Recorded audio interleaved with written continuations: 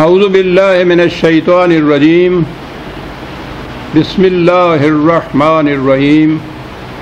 عزیزان من، آج جولائی 1981 کی 17 تاریخ ہے اور درس قرآن کریم کا آغاز سورہ الزخرف کی آیت 19 سے ہو رہا ہے، 43/19۔ یہ آیت سابقہ آیات کے تسلسل میں ہی آ رہی ہے۔ رسول ایک عظیم انقلابی شخصیت ہوتی ہے اور اس کا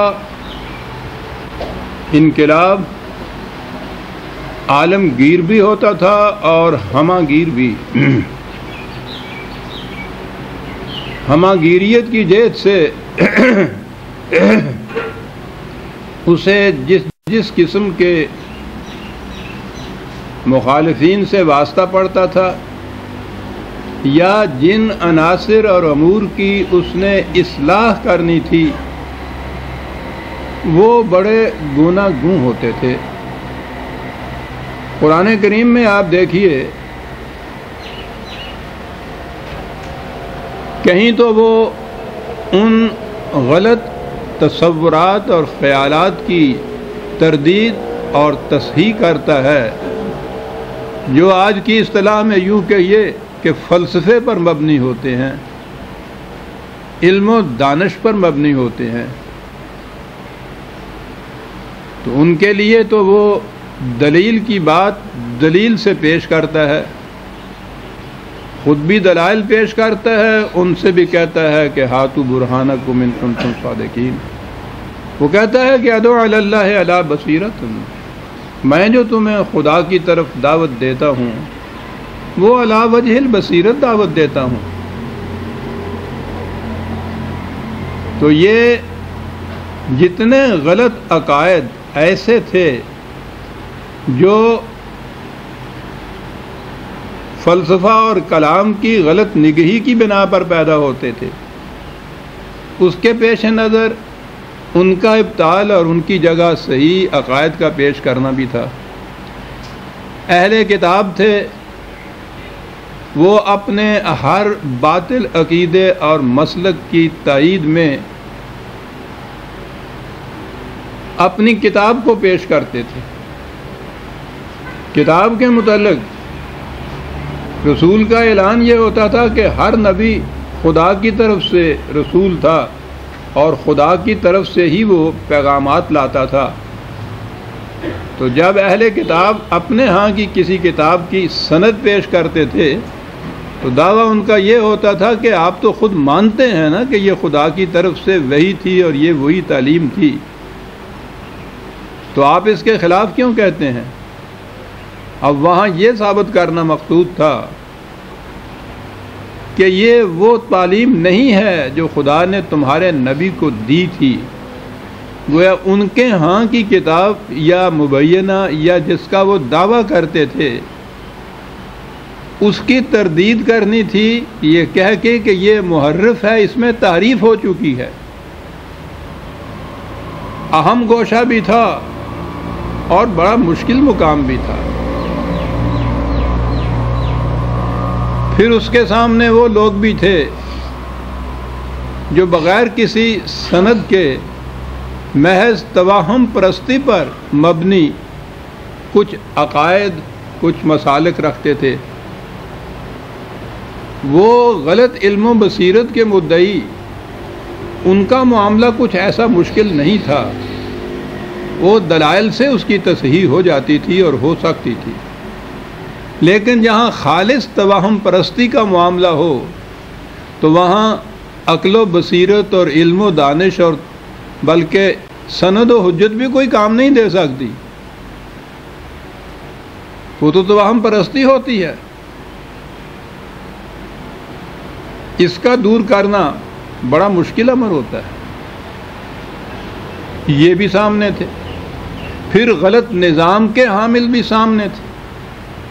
اس نے دنیا کا ہر غلط نظام جو معلوم نہیں کتنے ہزارہ برس سے چلے آ رہے تھے یہ نظام، سرمایہ داری کا نظام، اور تاریخ یوں بتاتی ہے جیسے انسان نے آنکھ کھولی تو یہ ساتھ ہی آ گیا۔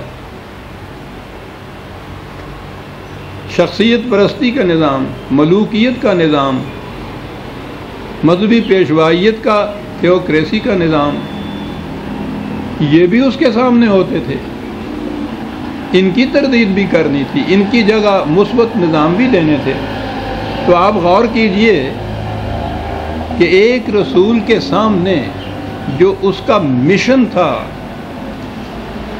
جس گوشے میں اس نے انقلاب برپا کرنا تھا، وہ کتنے متنوع گوشے تھے، اور اس کا تصادم کس کس نوعیت کے لوگوں سے ہوتا تھا۔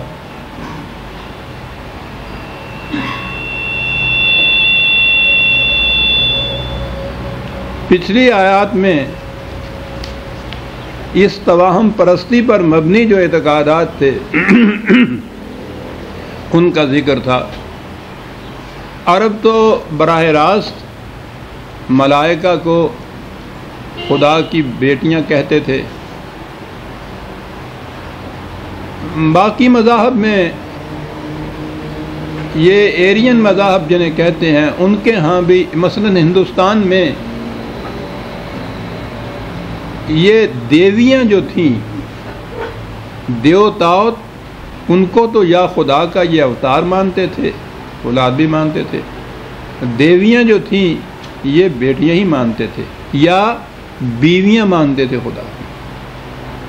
ایران میں بھی اسی قسم کے عقائد تھے، اور جیسا کہ میں نے عرض کیا ہے، عربوں کے ہاں تو یہ عام عقیدہ تھا کہ ملائکہ خدا کی بیٹیاں ہوتی ہیں۔ تو پچھلی آیت میں تو ان کی تردید انہی کے ایک مسلک کی روح سے کی کہ یہ بات تو ہم بعد میں کریں گے کہ ملائکہ جو ہیں وہ بیٹیاں ہیں یا بیٹے ہیں، مرد یا عورتیں ہیں۔ پہلے یہ بتاؤ کہ اپنے ہاں کی تمہاری کیفیت یہ ہے کہ جسے اطلاع دی جائے کہ تمہارے ہاں بیٹی پیدا ہوئی ہے، شرم کے مارے ڈوب مارتا ہے، غصے سے اس کا منہ سیاہ ہو جاتا ہے، وہ سوچتا ہے کہ اسے زندہ رہنے دوں یا زندہ قبر میں گاڑ دوں۔ بیٹیوں کے متعلق تو تمہارا اپنا یہ عقیدہ اور یہ مسلک، اور کیفیت تمہاری یہ کہ خدا کی طرف تم بیٹوں کو منسوب نہیں کرتے، اولاد بھی اس کی ٹھہراتے ہو، تو بیٹیاں اولاد ٹھہراتے ہو۔ اور پھر کہا یہ کہ پھر وہ بیٹیاں کہ جن کو تم طعن و کرہن زندہ رہنے دیتے ہو، لیکن ان کی تربیت اس طرح ہوتی ہے کہ وہ بالکل گڑیا بن کے گھر میں رہ جاتی ہیں، زیورات میں پلی ہوئی، زندگی کا مقصد ہی ان کا زیب و زینت کی چیزیں، اس طرح سے ان کی پرورش ہوتی ہے۔ اور کیفیت یہ ان کی ہوتی ہے کہ اگر ان کا کوئی اپنا معاملہ ایسا آ جائے جس میں کوئی نزاع پیدا ہو، اختلاف پیدا ہو، جھگڑا پیدا ہو، وہ اپنا کیس خود بیان نہیں کر سکتی۔ یہ ان کی کیفیت ہے۔ تو اس قسم کی مخلوق کو تم، جسے اپنے ہاں جن کی آمد پر تمہاری یہ کیفیت ہوتی ہے، تم اسے خدا کی طرف منسوب کر دیتے ہو۔ سوچو تو صحیح، کہنے کے لیے یوں کہیے کہ تم سے بہرحال عیسائی اچھے، وہ خدا کی بیٹی نہیں خدا کا بیٹا تو مانتے ہیں، اور ادھر عیسائیوں کی خدا کے بیٹے ہونے کی تردید جس طرح سے کی ہے، ایک فکرے میں تردید کر دی۔ اب وہی جو چیز ملائکہ کو خدا کی بیٹیاں کہنے کا یا تسلیم کرنے کا باطل عقیدہ جو توہم پرستی پر مبنی تھا، اسی سلسلے میں یہ کہا ہے اگلی بات، وَجَعَلُوا الْمَلَائِكَةَ الَّذِينَ هُمْ عِبَادُ الرَّحْمَنِ إِنَاثًا، کہا کہ تم ملائکہ، اب انداز دیکھیے قرآن کا، الگ دلیل نہیں دی، ان کی جو یہ کہیے کہ جو صفت یا ایڈجیکٹو ان کے لیے پیش کیا ہے اسی